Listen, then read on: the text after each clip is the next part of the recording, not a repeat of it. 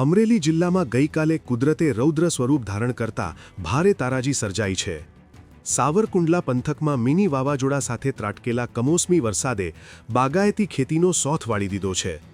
સેજળ ગામે ભારે પવનના કારણે આંબા પરથી કેરીઓ ખરી પડી છે, તો કેળાની આખી લૂમો જમીનદોસ્ત થઈ ગઈ છે.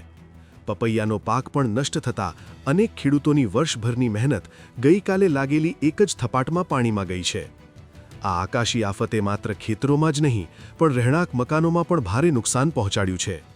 ગઈકાલે ફૂંકાયેલા પ્રચંડ પવનમાં સેજળ ગામમાં મકાનોના પતરા અને સિમેન્ટના શેડ કાગળની જેમ ઉડી ગયા હતા. અનેક ઘરોની દિવાલો અને નળિયા ધરાશાયી થતાં સ્થાનિકોને લાખોનું આર્થિક નુકસાન વેઠવાનો વારો આવ્યો છે. પાયમાલ થયેલા આ ગ્રામજનો હવે સરકાર પાસે ખેતી અને મિલકત નુકસાનીનો તાત્કાલિક સર્વે કરી યોગ્ય વળતર આપવા પોકાર કરી રહ્યા છે.